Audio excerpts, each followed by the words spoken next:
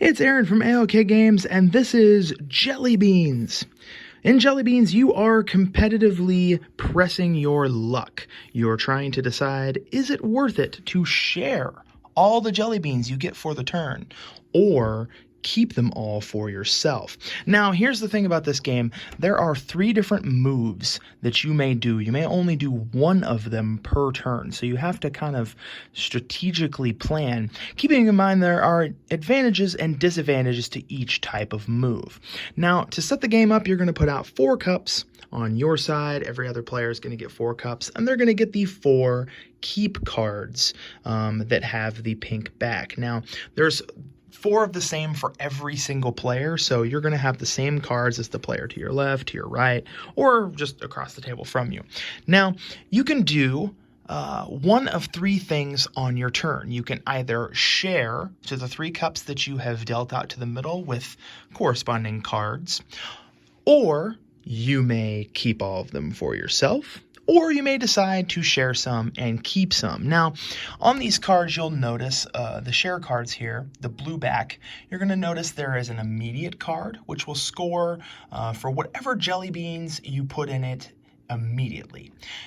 And time cards, which tell you, okay, so if you have the most when this card scores, you get 9 points, second most 4 points, and over here, you're going to have a 3rd place score, which won't matter because we're in a 2-player game.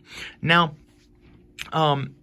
as you do this, you need to decide at the beginning of your turn, before you draw the Jellybeans from the bag, what you want to do. So in this case, if you say, I'm going to share every single one of them because I'm a saint and I'm awesome, then you're going to get a 2-point bonus, which sounds wonderful, but if you draw the wrong types of Jellybeans, you could get penalized. So pink is bad, blue is bad on that card, and this card requires blue. So if you don't get a good combination of Jellybeans, you could be penalized for sharing.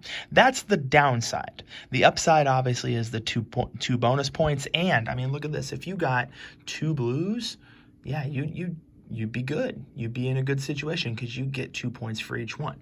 Now, this is just a draw that I did, for example here, just to show you the risk of sharing. Now, sharing does give you a 2-point bonus, which is nice, and that's a guaranteed 2 points every turn. However, I drew a green, a blue, and 2 pinks, and those were the colors I did not want to draw.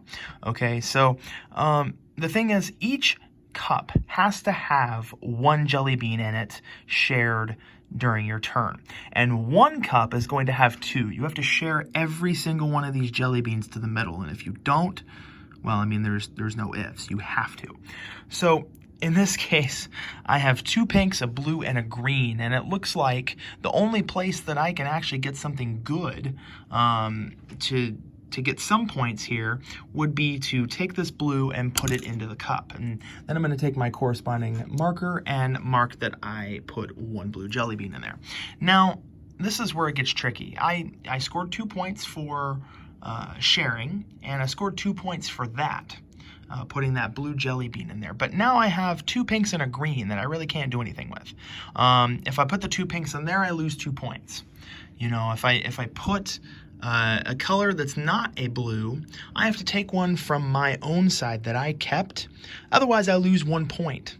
So either way, I'm going to be losing some points here. So if I put the pink in here, then I mark it, I'm going to lose 1 point because I can't put a pink in there. That goes back into the bag. Then I take this one, I put it in here. Well, I lose 1 point for that. Mark it. Don't forget to mark it. And then I have this green left. Well, the green is going to get me 1 point if I pop it into that cup. So if I do that, then I will have scored a point there. Not a majorly damaging turn, but not a great one either. I scored 2 points for the blue, 1 point for the green, and 2 points for sharing, but I did lose 1 point for the pink. Now, that's the give and take of this. If you decide to keep on your turn, you're going to get to take 5 Jellybeans instead of 4 and put it into any cup you want on your side. And if you decide that you want to do a little bit of both, that's your 3rd option, you have to put into at least 2 cups, either on your opponent's side, in the middle, or in front of you. Now, the end of the game is triggered when a player receives the 9th card, either by reaching the total and removing the card, or scoring the card, and then you'll finish out that turn and do the in-game scoring, or if a player has 30 jelly beans in their own cups.